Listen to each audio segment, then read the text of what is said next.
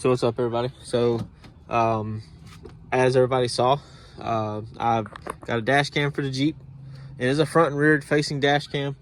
I do have it in. I want to show how I ran it, just so that way if somebody gets a dash cam for their Jeep, they know how to run the wires. Like I said, it's a front and rear, so it's not just the front. It does have one on the back glass as well.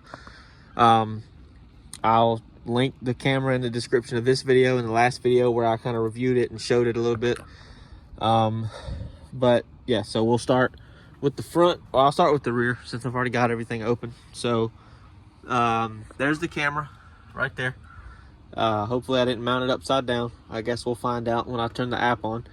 But I ran it under this panel, which pops out, and then there's a hole back here in the center somewhere that doesn't have anything going to it, but you can route it through this little I don't really know what you'd call it, a grommet for the wiring. So I fished it through there with a coat hanger, which is right here, as I step on everything because I'm unprepared. But this, I just ran it through it and then grabbed it and then pulled it through. Try to be careful and don't scratch some of the wires, because I think those wires go to like the tail light, the reverse lights, or yeah, some of the reverse lights and the rear camera, stuff like that. So you really don't want to mess those up, so just be careful with that. But yeah, so I popped off this panel, which goes here. It's just got little clips that hold it in. Ran it across and then tucked it up in there on the roof, because I didn't want to take the headliner down, because I feel like that's a lot more work than it should be, so I didn't do that. But I tucked it in here, which you can kind of see it runs across, and then tucked it behind the B-pillar, ran down. I did take some of the weather stripping down just so that way I could get it in there and get it behind the headliner. But it's behind the headliner up here, goes all the way down the A-pillar, and then, well, actually it goes down the A-pillar, but it also goes up and over to the camera over there. And I tucked all the extra right in here. It's not near the door, it's not near anything like that. And I'm a dumbass and don't pay attention. You're supposed to put this little electrostatic sticker on the windshield somewhere, so I forgot to do that, and the camera's already mounted. Luckily they give you another little sticky pad, but that camera is also solar powered, as I said in the previous video. I forgot to show it, but you can kind of see, there we go. You can kind of see right there, that little slit. That's the solar panel. So we'll see how it goes. It does work fairly well. You can change the sensitivity for how it might not move. Oh, okay. But you can change the sensitivity on how it will start recording, or like how, as you can see, it took it a fucking minute, but I think it records for 5 minutes. But anyway, and then for the driver's side, or for the actual camera itself, I ran it up against the A-pillar.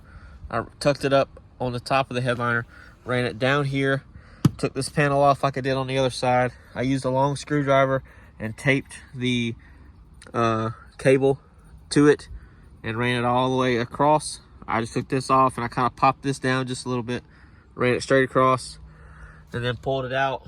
Down there you can see all the wires, and then it's plugged in right there to that USB cigarette lighter.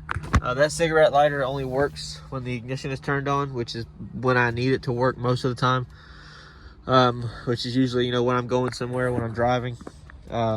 They give you this one, but just in case I have a passenger in the vehicle, which I usually don't, but just in case I have somebody else in the vehicle that needs to charge their phone or something like that, because I use CarPlay, so my phone is always hooked up. I used this other one, so that way, you know. I'll turn it on real quick, and I literally just got it put in, so I don't really know how to look at the rear facing camera. Got activated while you were away. Yeah, I got it. Check the locked video to see what happened. Yeah, I got it. Yeah, I don't really know how to change it between the forward and the back. So that's kind of, you know, something I've got to learn.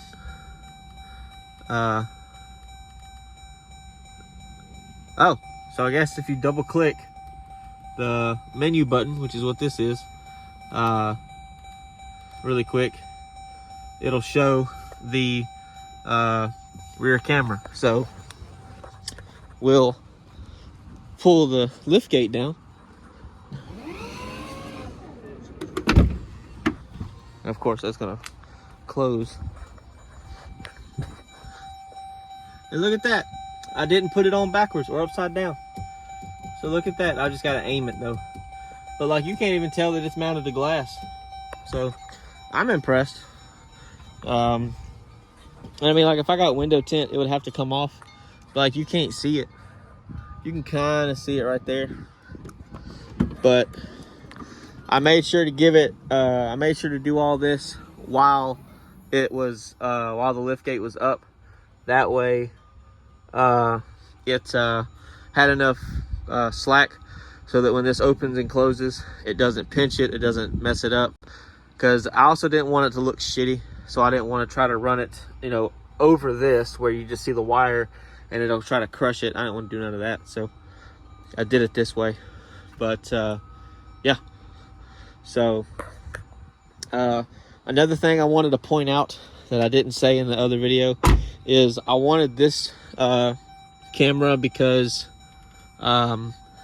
I didn't want one that you have to like hardwire in or use a fuse or something like that. I don't want anything like that.